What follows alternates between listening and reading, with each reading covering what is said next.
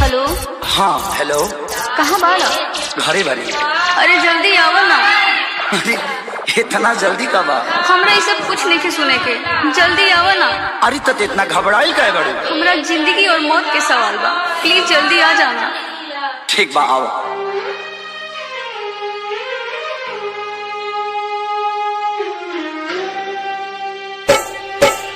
पंकज बोले तो टूटे दिल की धड़कन, दिल की धड़कन, दिल की धड़कन।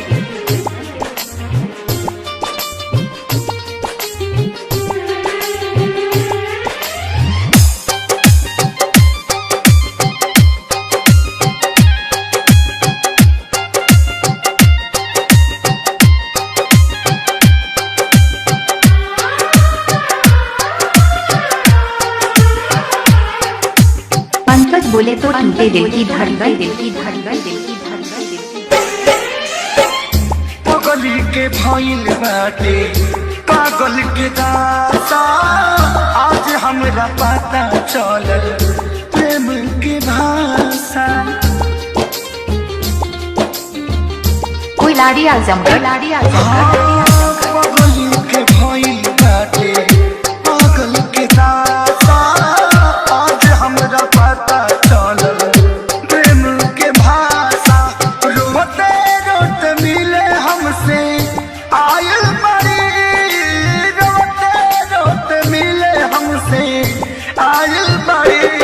हमारी जान आज हरदी से लटाइल बड़ी, हमारी जान आज हरदी से लटाइल बड़ी।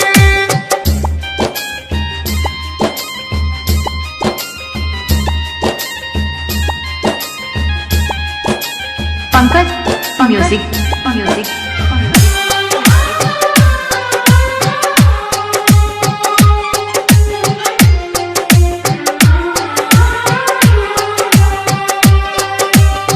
घर परिवार एक खोजत होई जा, छतिया पमुड़ी थके रोवा तारी एही जा।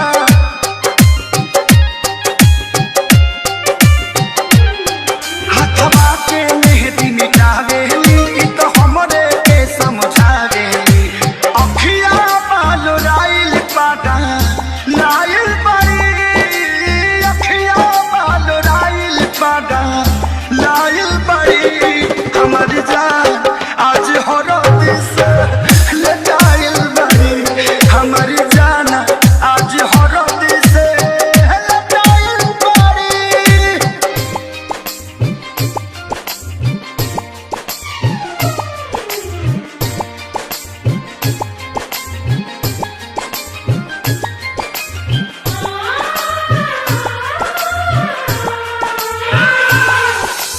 पंकज बोले तो टूटे दिल की धड़कन, दिल की धड़कन, दिल की धड़कन, दिल की धड़कन। रोवाला से इनका